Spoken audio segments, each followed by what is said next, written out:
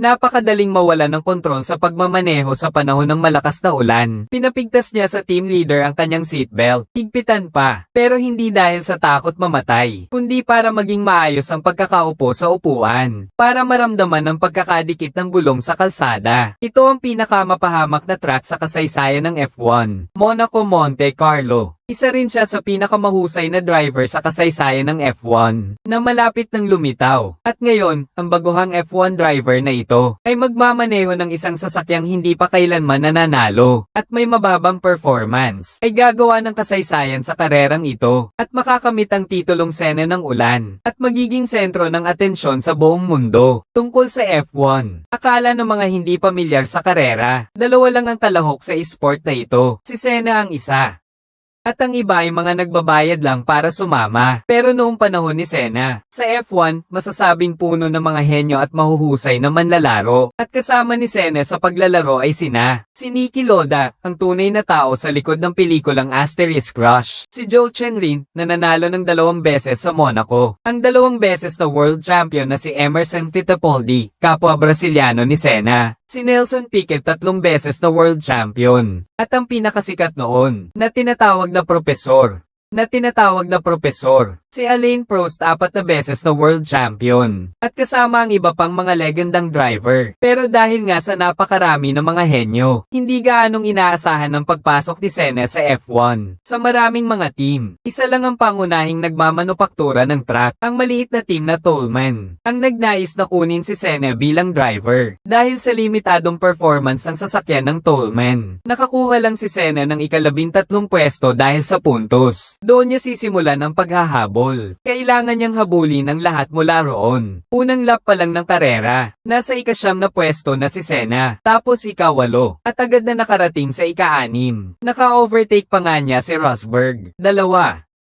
Habang lalong lumalakas ang buhos ng ulan, maraming driver ang nawala ng kontrol sa kanilang sasakyan, at isa-isang umatras sa karera, pati na ang nasa pangalawang pwesto. Ang kilalang driver ng Lotus ay nawalan din ng kontrol at bumangga, ngunit si Sena ay lalong bumilis. Si Niki Lauda ay nasa rearview mirror na lamang, nang makita ng malinaw ang mukha ni Sena. Ang karerang dapat sana'y paglalabanan ni Alain Prost at Niki Lauda para sa kampyonato, ay napuno ng suspense. Si Sena, sa pinakamadelikadong bahagi ng track, ay kapantay ni Niki Lauda, at agad na naunahan ito. Nakuha sa pangalawang pwesto. Nasa kalagitnaan pa lang ang karera. Itinaas ng team manager ang karatula para paalalahanan si Sena na panatilihin ang posisyon niya. Dahan-dahan niyang tapusin ang natitirang 19 laps. Pero hindi kontento si Sena. Lumalapit pa ng lumalapit ang kanyang lap time. Noong bata pa siya at nagkakartang pa lamang, paulit-ulit niyang pinractice ang pagmamaneho sa ulan. Pantay ang tsansa ng mga sasakyan sa ulan. Dito mas lalong makikita ang pagkakaiba ng mga driver. Ngayon, binabawasan niya ang oras kada lap ng 3 segundo. Habol na siya simula pa nang magsimula ang karera. Kay Prost na nangunguna, naramdaman ni Prost na malapit na siyang maunahan. Kaya naman nagmamadaling kumaway siya sa mga referee. Naintindihan ng chairman ng FIA. Ito ang hudyat para itigil ang karera dahil sa ulan. Kaya tinutusan niya ang race director na itigil ito. Ang pagkakataon nga naman, ang director pala ay dating racer na tinatawag na Master ng Ulan. Pero dahil sa utos ng mas mataas, wala siyang nagawa kundi itigil ang karera kahit na 5 segundo na lang ang pagitan ng dalawa. Itinaas niya ang bandila para wakasan ang laban. Nakakatawa naman. Pinatigil nila ang karera dahil sa malakas na ulan. Pero bakit kailangan pang maghintay hanggang ngayon?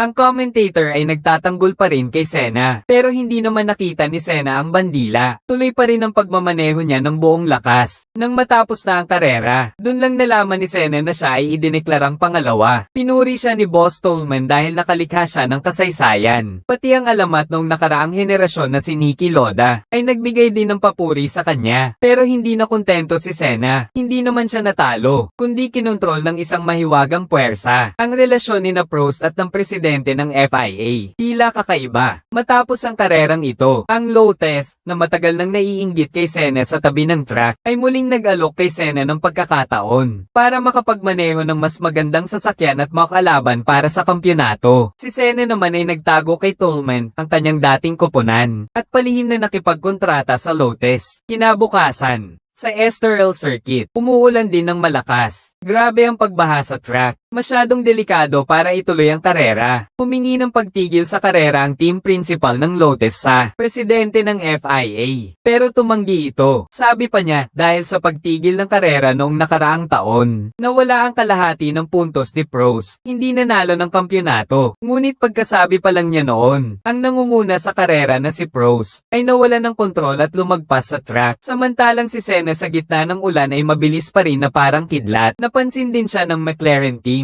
Pinanood ni Alain si Senna sa monitor at nakaramdam siya ng pagbabanta sa unang pagkakataon. May kinabukasan, may kinabukasan.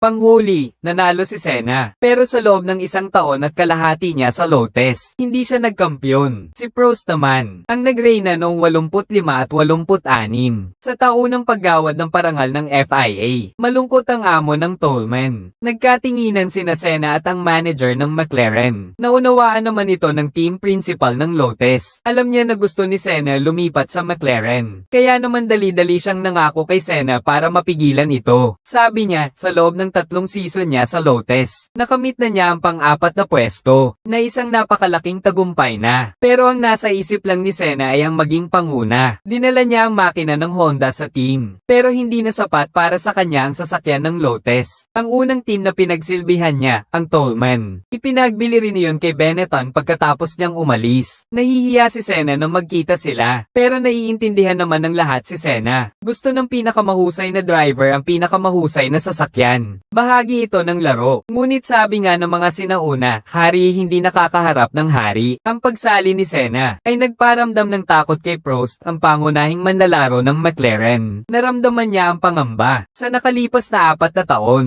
magkaribal silang dalawa. Ngayon bilang magka-team, tinanong sila ng mga reporter kung paano sila magkakasundo. Diretsahang sinabi ni Senna na hindi siya dakila. Posible kayang magkaroon ng draw sa bidding.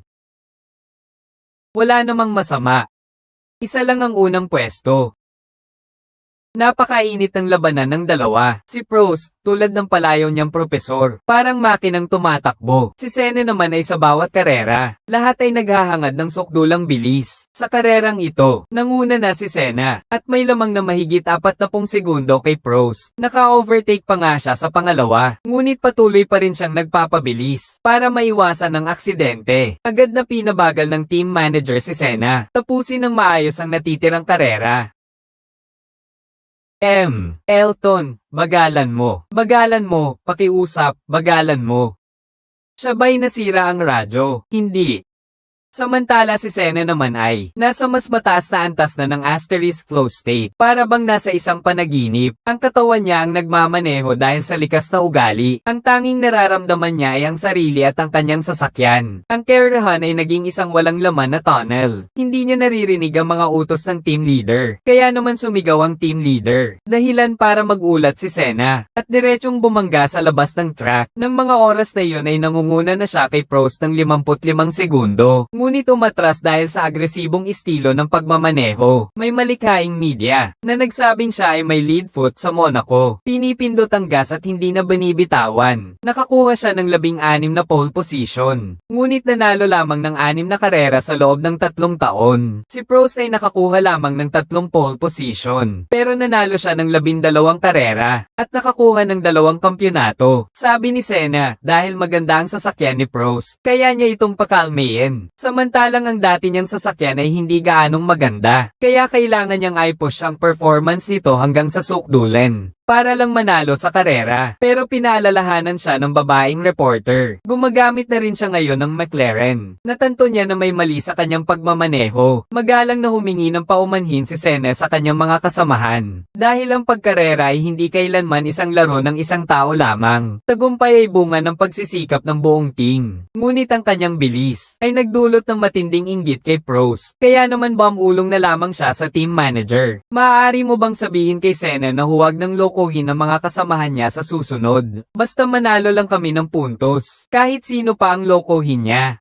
pwede mo rin siyang lokohin. Ganyan talaga ang patakaran sa laro. Sa karera sa Silverstone sa Inglaterra, muling umulan ng malakas, at hindi pa rin binitiwan ni Senna ang gas. Diretso niyang na-overtake si Prost noong 1988 season. Pareho lang ang puntos nila. Panalo ka, panalo ako. Ang dalawang McLaren ang nanguna sa buong season. Pero mas magaling pa rin si Senna. Pagkatapos ng 11 karera, 7 na ang panalo niya. Kailangan na lang niya ng isa pang panalo. Kaya niya nang makuha ang titulo para sa taon. Pero hindi rin basta-basta si Prost. Mabilis na nahabol ni Man ang 4-7 mula sa boss. Hanggang sa maging 6-7 na ang score ni Man mula sa boss. Dalawa na lang ang natitirang karera sa season na ito. Kung sa Suzuka, Japan, mapapantayan ni Prost ang puntos. Ang unang kampyonato ni Senna ay malalagay sa alanganin. Labis ang pag-aalala ni Senna sa kanyang puso. Nahanap niya ang kalaban niya nung naglalaro sila ng karting, na madalas niyang matalo. Sinubukan niyang hanapin ang sagot sa kanyang katanungan, kung bakit siya biglang nawala ng gana. Doon niya nalaman ang sikreto ng kanyang matandang kalaban. Ito ay sa pamamagitan ng pag-impluensya sa kalooban ng kalaban, para magkamali ito. Doon lang napagtanto ni Senna, na ginagamit din pala ni Prost ang estratehiyang iyon, bago ang karera sa Suzuka. Sinadya niyang ipaalala kay Senna, na ito na marahil ang huling pagkakataon niya para manalo ng kampyonato. Ang huli ay sa Australia, at halos hindi siya natatalo roon. Nagkaroon ng di inaasahang pangyayari sa simula pa lang ng karera. Biglang sumabog ang sasakyan ni Senna at huminto sa gitna, habang inaayos niya ito. Mula sa una ay nahulog na siya sa hulihan. Akala ko madali lang kay Elton ang pagkapanalo, pero ngayon, parang imposible nang mangyari. Si Prost ang nangunguna. Mas kinakabahan pa ang mga pamilya niya sa bahay kaysa kay Senna. Pero pagkatapos ng isang ikot, nakumpleto ni Senna ang sunod-sunod na pag-overtake at nakapasok sa ika-8 pwesto at nagpatuloy sa mabilis na pagmamaneho. Parang tinulungan pa si Senna ng panahon. Umuulan ng maliliit na patak ilang sandali pa lang ang karera dahil sa pag-overtake niya sa ulan. Muli niyang nahabol si Prost at 1.9 segundo na lang ang pagitan nila. Sinimulan ng umatake si Senna. Madali lang ang habol. Pero iba na ang pag-overtake. Kailangan niyang tamaan ng bawat tiyempo. Matatag pa rin ang depensa ni Prost. Pero ang mga naunang lap cars, nakahahad lang sa bilis niya. At agad na sinamantala ito ni Senna para makasabay. Abangan ng higit pa. 2 beses siyang naging world champion. Pinanunood siya ng buong mundo. Si Elton ng Brazil, si Senna. Siya ang world champion noong 1988, nang tumugtog ang pambansang awit ng Brazil sa entablado ng paggawad. Nagdiwang ang buong Brazil. Tinatanong siya ng mga reporter sa F1. 4 na taon ang ginugol ko para makarating sa posisyong ito. Ayon kay Senna, hindi lang 4 na taon yon. Isang habang buhay na paglilingkod sa karera. Kung may pagkukulang man siya sa buhay niya, siya mismo ang may kasalanan. Para lang makuha ang kampyonato, nawala na sa kanya ang pamilya. Magulo ang kalagayan ng Brazil noon. Ang tagumpay ni Senna ay nagbigay din ng lakas sa mga Brasiliano. Pag-uwi niya, tinanggap siya na parang isang bayani. Ang pinakasikat na mga artista sa Brazil ay napapawi sa kanyang harapan. At sa wakas ay, sinimulan niyang bayaran ang kanyang mga pagkukulang sa sarili. At niligawan niya ang artistang ito. Talagang nasiyahan siya sa maikling panahon ng kaligayahan kasama ang pamilya. Ngunit pagkatapos ng maikling pahinga, ibinalik na niya ang lahat ng kanyang oras sa pagmamaneho. Sa Suzuka Grand Prix ng sumunod na taon, bigla na lang si Prost nagsalita sa harap ng mga reporter at tinawag si Senna na traidor. Sinabi niyang paborito ng team si Senna at ang kanyang sasakyan ay hindi kasing ganda ng kay Senna. Pinag-initan si Senna ng media. Nag-away din silang dalawa ng malaki sa P-room at tuluyan ng nagkaaway. At ang dahilan kung bakit pinili na gawin ito sa panahong ito para sirain ang moral ni Senna ay dahil ito na naman ay isang paglalaban para sa kampyonato. Bahagyang nangunguna si Prost kay Senna sa puntos. Basta't umatras si Senna, kahit hindi na tumakbo si Prost, makukuha pa rin niya ang championship ngayong taon. Pero kung si Senna ang mauuna, magiging patas ang laban nila para sa championship sa huling karera. Nang mag-start si Prost, halatang nag-jump start siya, pero hindi siya pinigilan ng mga referee. Dahil sa kaunting lamang niya sa simula, agad na naunahan si Senna na nasa pole position. At hinarang niya ng mahigpit ang daan ni Senna. Hinintay niyang magkamali si Senna, pero napakabilis talaga ni Senna. Unti-unti niyang binabawasan ang agwat mga ilang segundo kada lap, at agad silang nagkapantay ulit habang sinisikap ni Senna na maunahan siya sa kurba. Bigla na lang siyang binangga ni Prost at natanggal sa karera. Ngayon, makukuha na ni Alain Prost ang titulo ng kampiyon. Walang pagsasalin dahil sa kakulangan ng konteksto.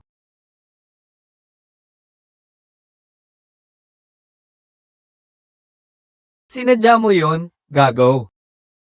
Peste. Akala ko panalo na ako, pero hindi pala dahil ang nabangga ang si Senna ay hindi pala sa suko. Hiniling niya na itulak pabalik ang sasakyan sa track para ipagpatuloy ang karera, kahit na may parusa siyang 5 segundo. Pero alam ni Prost na kayang-kayang habulin siya ni Senna. Kaya habang bumabalik si Senna sa pit stop para palitan ang kanyang rear wing, si Prost ay palihim na pumasok sa opisina ng presidente ng FIA. Sinimula na ang pag-uusap tungkol sa pagpapasya sa resulta ng karera. Nang maungusan na ni Senna ang una, winawagayway na ang bandila ng Brazil sa Karahan. Pero dapat sanay si Senna ang nasa podium. Pinagkaitan naman siya ng mga referee ng karapatan na manalo. Akala ng lahat noon, hindi naman bumaliktad si Senna para bumalik sa starting line. 5 segundo lang ang pinakamataas na penalty. Nanalo si Prost pero nagkunwari pa siyang kawawa. Pagkatapos ng karera, sinabi niya na imposible namang manalo si Senna sa kanya. Pero ang ginawa niyang paraan kay Senna, gagamitin din sa kanya maya-maya lang. Nang maglaon, umapela si Senna dahil sa hindi niya pagsang-ayon sa parusa, pero tinanggihan. Sa press conference, sinigawan niya ang mga mamamahayag dahil sa kawalan ng pananagutan. Sinabi niyang niloko ni FIA President Balester ang takbo ng karera, pero ang kapalit ng pagsasalita niya ay ang pagbawi ng lisensya niya dahil daw sa pagbabanta sa kaligtasan sa Karahan at 6 na buwang pagbabawal sa pagmamaneho. Tapos na ang season niya. Hiniling ni Balester na humingi siya ng tawad at bawiin ang sinabi niya para makabalik sa karera. Pero pareho lang naman kung magpapakaduwag o lalaban. Ayaw magpatalo ni Senna noong 1990 season. Binibilang ng FIA ang listahan ng mga driver sa bawat team, ang listahan ng mga tauhan ng McLaren. Ngunit matagal na itong hindi maisumite. Kabado ang team leader habang hinihintay ang sulat ng paghingi ng tawad ni Senna. Kung hindi ay hindi siya makakasali sa karera. Ngunit ang facts na natanggap mula kay Senna ay nagsasabing hindi ako nagsisisi sa mga sinabi ko. Pagkatapos tingnan ng listahan ng mga driver, ay nanatili pa rin ang pangalan ni Senna at kinabahan na ibinigay kay Balester. Ang hindi ko inaasahan. Pagkatapos basahin ni Balester, ay pumayag pala siya sa pakikilahok ni Senna. Nalaman ko lang kalaunan na hindi pala siya nagsisi, kundi sinadya niyang baluktot ang laman ng sulat at sinabi sa media na humingi na ng tawad si Senna. Nang taong iyon, si Senna at ang lumipat sa Ferrari na si Prost ay patuloy pa ring magkaribal at dumating na naman ang panahon ng pangalawa sa huling karera sa Suzuka Grand Prix na paglalabanan ng kampyonato ay sina Senna at Prost pa rin. Ngunit sa pagkakataong ito, nagbago ang sitwasyon. Medyo mas mababa ang puntos ni Prost kay Senna. Basta hindi natapos ang karera ni Prost, diretso na ang panalo ni Senna sa championship. Bago ang karera, pinakita ulit ni Balester ang video noong nakaraang taon para ipaalala sa mga driver na kung may aksidente, huwag silang gagaya kay Senna na mag-start sa slow and down curve, kundi babalik sila sa safety zone sa pamamagitan ng pag-reverse. Pero sinabi ng mga driver na uto ang patakarang iyan. Mas delikado pa ang pag-reverse laban sa ibang sasakyan. Lahat ay sang-ayon na dapat baguhin ang patakarang ito. Ang resulta ng pagpapasya noong nakaraang taon ay naging katatawanan. Nagalit si Senna at umalis. Madalas magbago ang mga alituntunin sa karera. Pero ang mga pagbabagong ito ay laging laban kay Senna. Kaya naman, nagpasya siyang gawin ang paraan niya. Muli, nakuha ni Senna ang pole position dahil sa kanyang galing. Ngunit inilagay siya sa bahagi ng track na marumi. Sa halip, nakinabang si Prost na nasa pangalawang pwesto dahil nakapwesto siya sa malinis na bahagi ng track. Pero sa pagkakataong ito, walang masyadong paghahabol. Agad na nauna si Prost. Samantalang si Senna ay sumusunod at nagmamasid ng tiyempo. Nang mga unang sandali pa lang ng karera, sinagi ni Senna si Prost sa unang kurba at naitulak palabas ng track. Parehong lubhang nasira ang kanilang mga sasakyan. Hindi na maituloy ang karera. Natikman din ni Prost sa wakas ang pait na naranasan ni Senna noong nakaraang taon. Pareho silang hindi nakatapos ng karera. Po Red B, pareho silang hindi nakatapos ng karera. Dahil sa lamang niya sa puntos, si Senna ang nanalo ng kampyonato. Ngunit ang kakayahan ay hindi nirerespeto ng kapangyarihan. Di nagtagal, si Balester ay natanggal na rin sa pwesto. Ngunit ang pagtutol kay Senna ay hindi tumigil.